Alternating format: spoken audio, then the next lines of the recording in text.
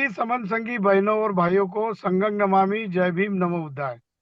मैं थोड़ा सा माफी चाहूंगा, गाड़ी में हूँ। अभी अभी हमारी समन संगीति चल रही है बिहार में। मैं ट्रैफिक होने की वजह से गाड़ी से ही मैं कंसेप्ट दे रहा हूँ, तो मैं ज्यादा देर नहीं लूंगा आपके। कल से हम लोग सर, कल मुंबई में एक संगीति हो गई हमारी। कल शाम को शिवाजी महाराज का जो ससुराल है, वहां पर सातारा डिस्ट्रिक्ट में कराड़ में एक संगीति हो गई थी सर। वहां पर कुछ मिलिट्री के एक सर्विसमैन थे, और वहां पर बहुत करीब 110 लोग थे उस गांव के। उसके बाद सर आज हम लोग सातारा में हैं। सातारा में मेन चौक में, सॉरी सोलापुर में है। सोलापुर में है हम लोग अभी। सोलापुर में हम लोग एक विहार में समन संग की संगीति कर रहे हैं।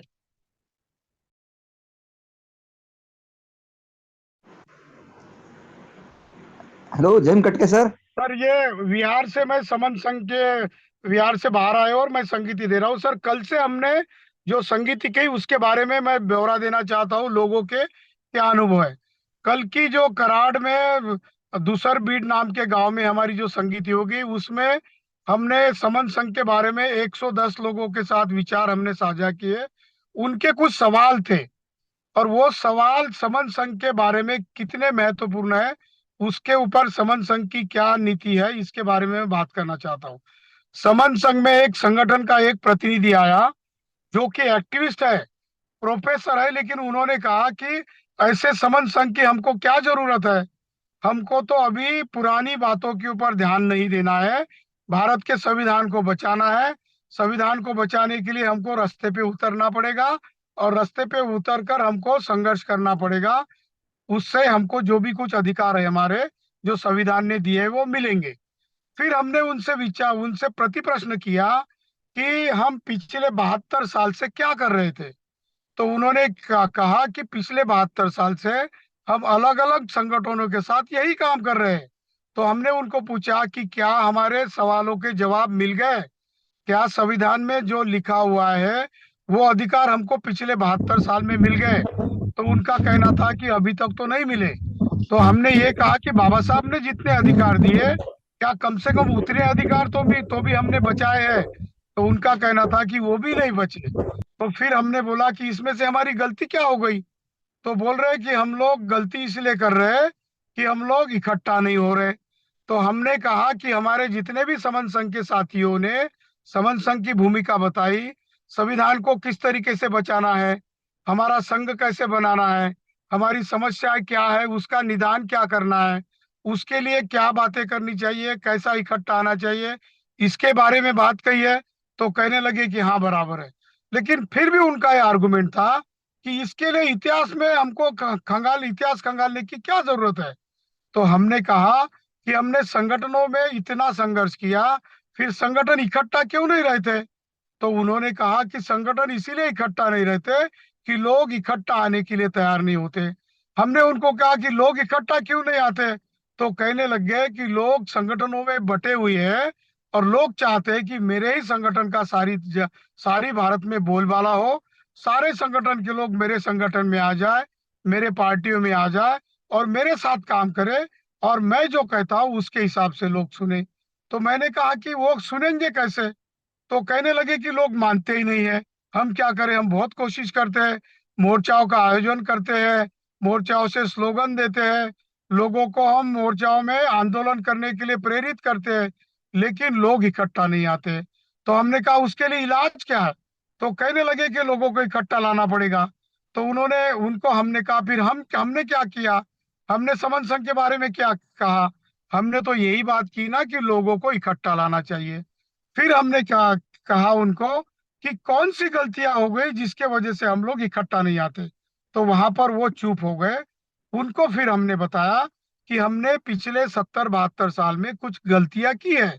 तो समन संघ क्या करता है कि आज तक जितना हमने काम किया उसका ऑडिटिंग करता है, सोशल ऑडिटिंग करता है, एनालिसिस करता है, और क्रिटिकल एनालिसिस करके उसके ऊपर उपाय खोजने की कोशिश करता है। तो उन्होंने पूछा कैसा करना चाहिए। तो हमने ये बोला कि पिछले 70-72 साल से हमारे जितने भी संगठन बने हैं, उनकी गलतियां कुछ हो गई है, उसके बारे में हमने अभ्यास किया है। कौन कौन सी गलतियां की है?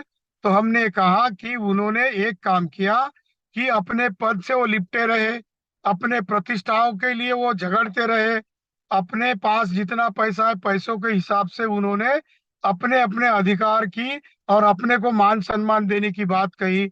और सबसे बड़ी बात गलती अगर हमने क्या की, तो हमने अपने अहंकार को बिल्कुल संभाल कर रखने की कोशिश की। ये मोटे मोटे तौर पर चार गलतियां हमने की। उसके बाद हमने क्या किया, तो हमने कहा कि हम जब प्रोग्राम लेते हैं, मोर्चा आयोजित करते हैं, कोई संगोष्ठी का आयोजन करते हैं, कभी बुद्ध विहार में मिलते हैं, कभी धम्म परिषद लेते हैं, या फिर हम लोग कई सामाजिक आंदोलन करने की कोशिश करते हैं, एक जगह पर इकट्ठा होते हैं। हम क्या करते हैं कि एक को अध्यक्ष बना लेते हैं, दूसरे को प्रमुख अतिथि बनाते लेते हैं, किसी को स्वागताध्यक्ष बना लेते हैं, और उनको हम फूल मालाएं चढ़ाते हैं। उसमें से अगर जो प्रमुख को जो अगर बड़ी फूल माला चढ़ाई, तो दूसरा उसके ऊपर नाराज हो जाता है कि उससे तो मैं ज्यादा पढ़ा लिखा हूँ, उससे मैं ज्यादा वयोवृद्ध हूँ, मैं ज्यादा पैसे वाला हूँ, उसको तुमने ज्यादा वैल्यू दिया, हम आपके साथ काम नहीं करेंगे। तो हमने कहा कि पद, पैसा, प्रतिष्ठा, मंच, माला, अहंकार, ये रोग हमने जो बाबा साहब ने कहा था कि इस रोग को आपको भूल जाना है। तथागत बुद्ध ने और जितने भी हमारे पूर्व के समन संगी है, उन्होंने यही बात कही है कि पहले आपको जमीन कर बैठना होगा। अपने बीच का जो अहंकार है उसको डाउन करना पड़ेगा। हमने उनको एक उदाहरण दिया कि एक उपासक तथागत के पास आता है और वो तथागत को प्रश्न पूछता है। वो तथागत को कहता है कि हे तथागत, तुम इतने महान हो, इतने विचार बताते हो, इतने जीवन को दुख मिटाने की बात करते हो, लोगों को सुखी करने की बात करते हो, लोग तुम्हारी बात तन मन से सुनते हैं और उसके ऊपर आचरण करते हैं। इतना भी होने के बावजूद बिंबिसार राजा, अजात शत्रु राजा, और आपके पास जो तीन चार राजा है, प्रसेनजित राजा, ऐसे राजा महाराजा आपके पैर पड़ते हैं, आपके सामने नतमस्तक होते हैं, फिर भी तथागत मुझे बताओ कि आप नीचे क्यों बैठते हो? तो तथागत मुस्कुराया और उस उपासक को उन्होंने कहा कि हे उपासक, मैं तुझे क्या बताऊं, नीचे बैठने का फायदा क्या है? तथागत कहने लग गए कि हे उपासक, नीचे बैठने का ये फायदा है कि नीचे बैठने से आदमी गिरता नहीं। तो हंसने लगा। बुद्ध ने कहा, बुद्ध का कहना यह था, उन्होंने समझा कि मैंने इसलिए आपको ये बात कही है कि नीचे बैठने का ये फायदा होता है कि आदमी गिरता नहीं।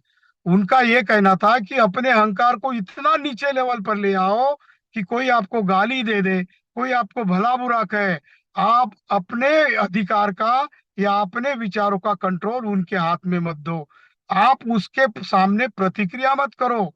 जैसे कि बुद्ध ने उदाहरण दिया कि एक जो जो वमन था, एक वमन वमन उनके पास सामने आता है। उस वक्त का वमन होगा, उस वक्त तो जाति भेद वगैरह नहीं था, लेकिन जो बुद्धिजीवी लोग हैं वो अपने आप को बुद्ध से श्रेष्ठ मानते थे।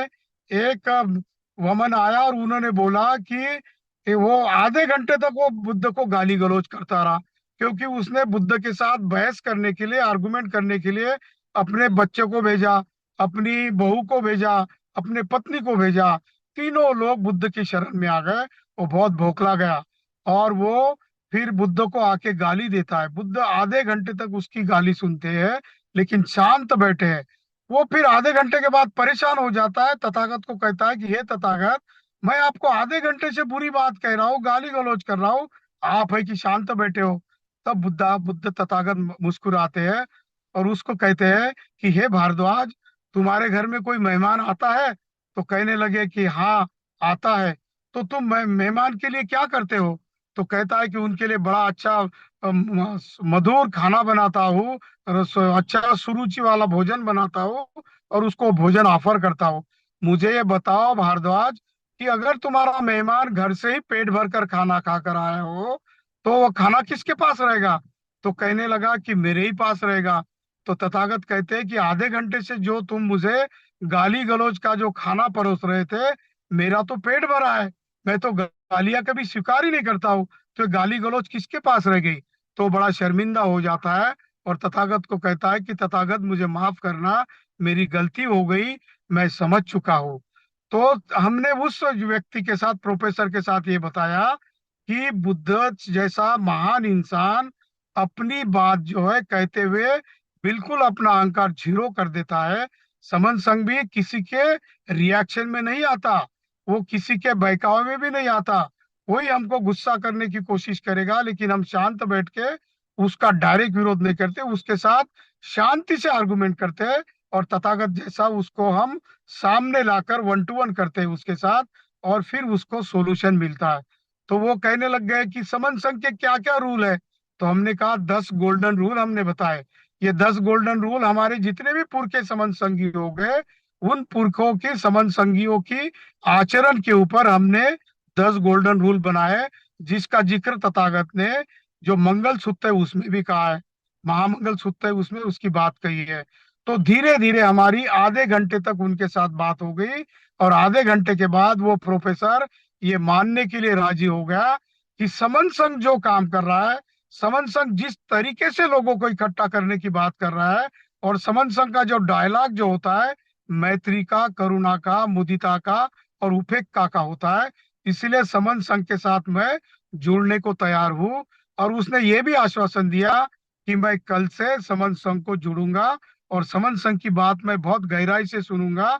और उसने ये भी आश्वासन दिया कि मैं दिल्ली की संगीति के लिए कम से कम 10 लोगों को ले आऊंगा, और मैं कल से 8-10 लोगों को हर दिन जोड़ूंगा और आपके समन संघ की पूरी आइडियोलॉजी सुनने की कोशिश करूंगा। उन्होंने कहा कि समन संघ का हमने किताब दिया, आधे घंटे में उसने सारा किताब पढ़ा, और बाद में दोबारा वो चर्चा करने को आया। उसने कहा कि मैं गलती से आपकी गलतियां इसलिए निकालने की कोशिश कर रहा था कि मुझे ऐसा लगा कि मेरे गांव में आकर आप लोग ऐसा कौन सा ज्ञान दे दोगे, और मेरा अहंकार जागृत हो गया, इसलिए मैंने वहां पर आपसे भूली भूली भरी बुरी भली बात कही, और मुझे माफ कर देना। तो हमने ये देखा कि आधे घंटे तक जब हम किसी के साथ अच्छा सुसंवाद करते हैं, मैत्री से, करुणा से, मुदिता से, उपेक्षा से, और ऐसे तथागत बुद्ध ने बनाए हुए नियमों से सारे पुरखे समन संगियों के विचारों के ऊपर हम चलते हैं, और उसका आचरण हम कितने भी बड़े आदमी हो, कितने भी वैचारिक हो, कितने भी चिंतनशील व्यक्ति हो, उसके साथ जब हम समन संघ के गोल्डन रूल से जब बात करते हैं, तो सामने वाले इंसान में अगर मैत्री का कुछ अंश है, क्योंकि बुद्ध कहते हैं कि हर इंसान में बुद्धत्व का बीज है, मैत्री का बीज है। सिर्फ उसको उसके मैत्री के बीज को हमको पानी देना पड़ेगा, उसको संजोना पड़ेगा, तब जाके उसकी मैत्री और करुणा जागृत होती है, बंधुत्व आता है। तो ऐसे में 1 घंटा फिर हमारी चर्चा हो गई, और वो कहने लग गए कि समन संघ जो बात कह रहा है, ये बात हमको पहले किसी ने क्यों नहीं बताई।